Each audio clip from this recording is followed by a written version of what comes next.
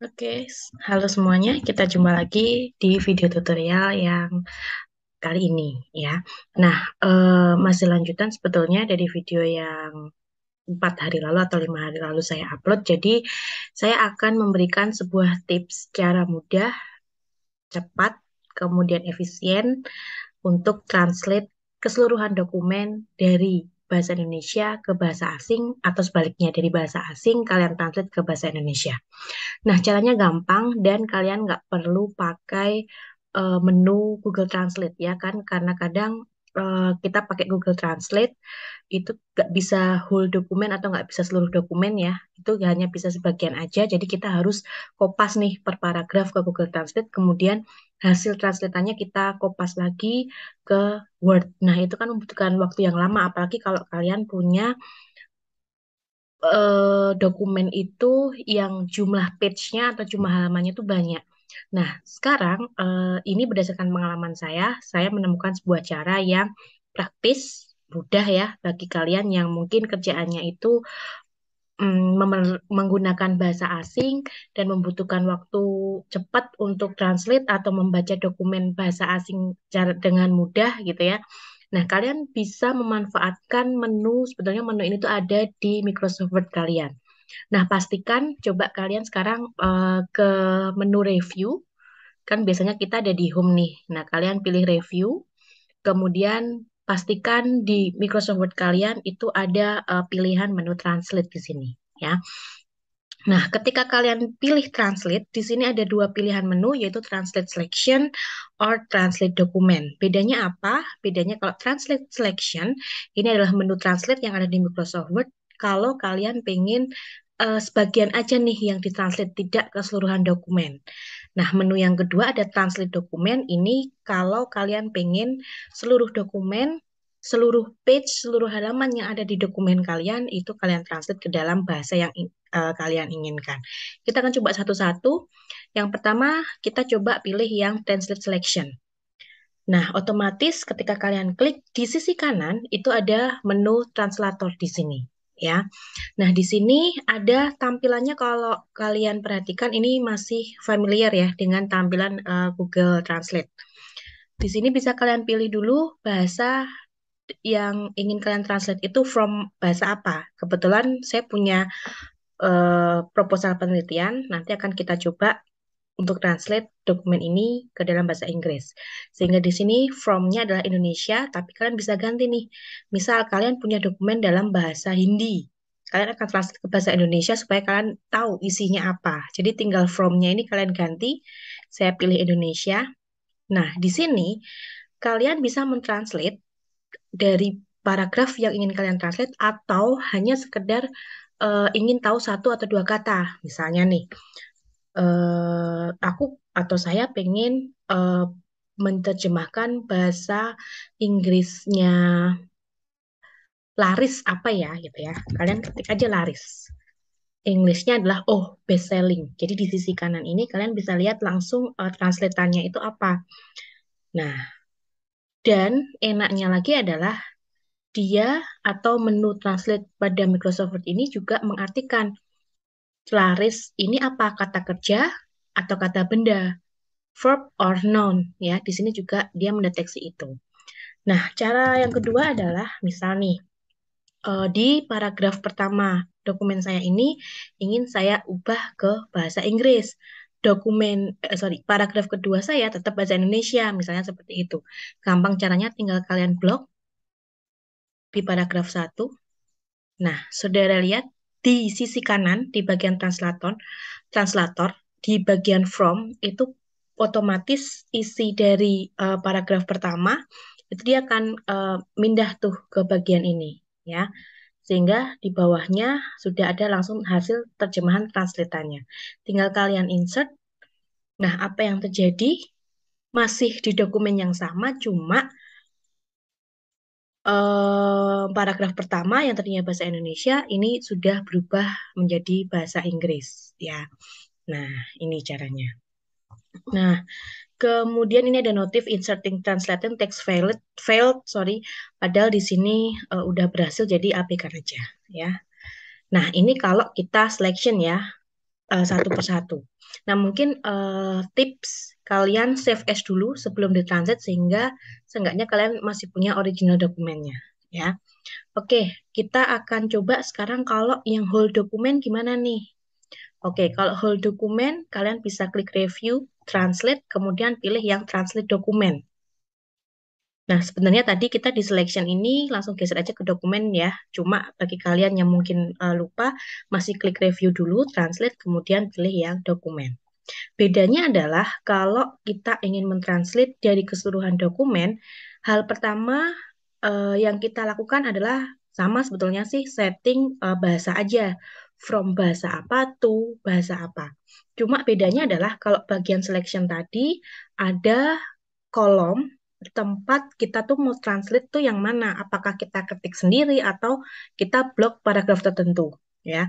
Nah, kalau yang whole dokumen itu tidak ada template untuk memasukkan bahasa atau sorry kata atau paragraf yang ingin kalian translate karena kita akan translate keseluruhan dokumen. Jadi kalian tinggal setting aja dari bahasa apa, saya pilih from Indonesia to English. Kemudian klik translate. Nanti kita akan lihat bedanya apa ya.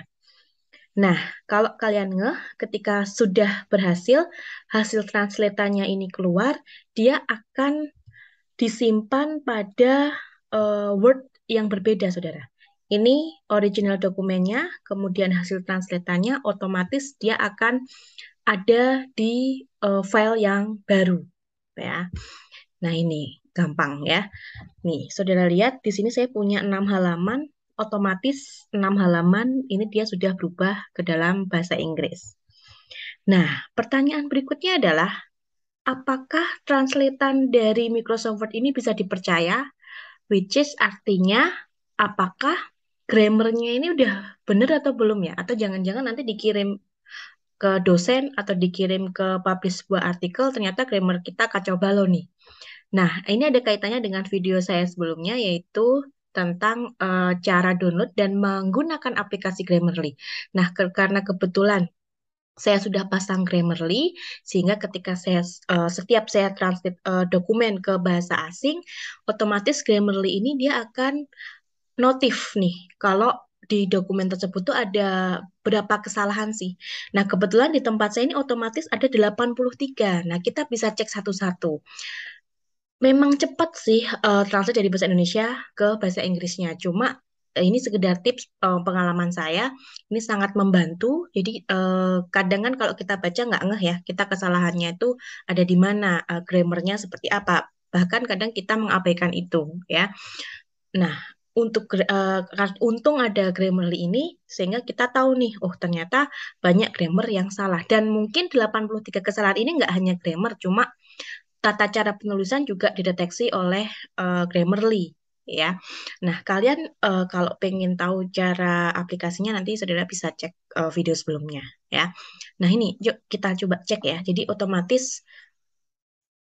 kita otomatis kita bisa lihat dari Grammarly itu dia nilai ada beberapa kesalahan.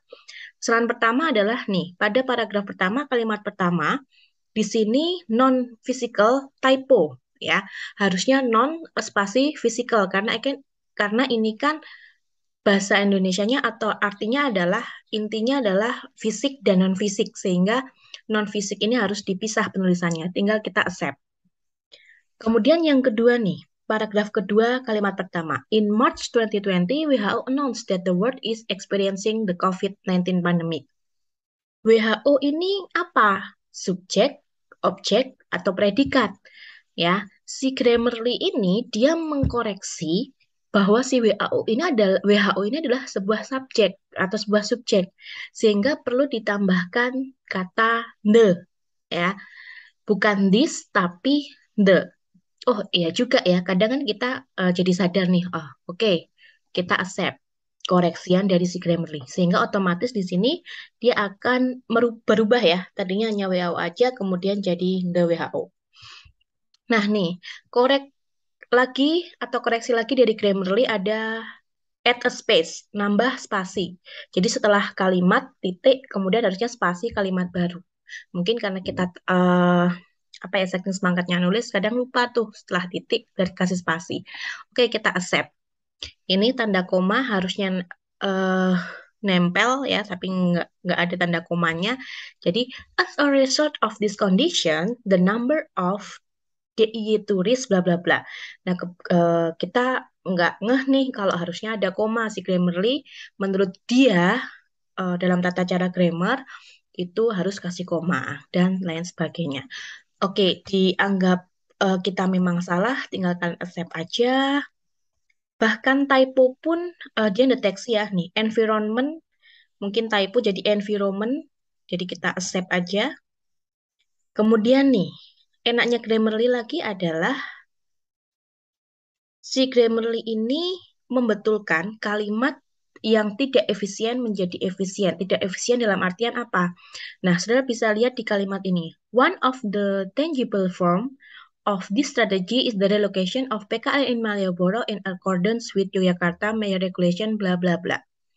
Jadi inti kalimat ini adalah sebetulnya strategi relokasi PKL Malioboro itu disusun atau digunakan oleh Yogyakarta untuk concern bla bla bla bla bla atau untuk concern membersihkan area Malioboro misalnya seperti itu.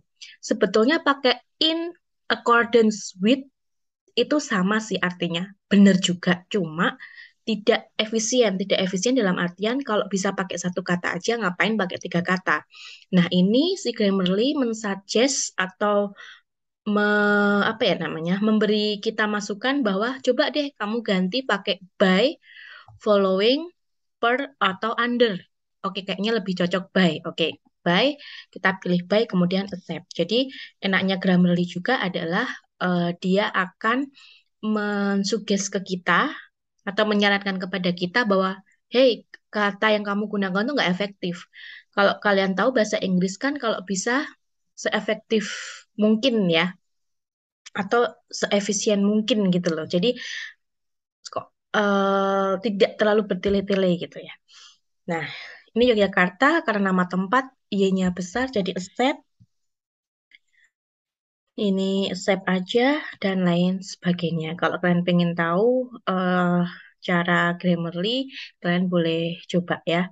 Nah, ini masih ada 71 kesalahan. Nanti kalau misalnya kalian coba, ada yang mungkin kalian terima suggest dari si Grammarly, atau mungkin ada yang sebetulnya itu nggak salah, tapi si Grammarly ini mendeteksi kita typo, padahal itu memang istilah yang kita gunakan, ya kalian tinggal dismiss aja. Nah, inilah tips dari saya untuk translate dokumen dengan cara yang mudah tanpa menggunakan Google Translate. Selamat mencoba.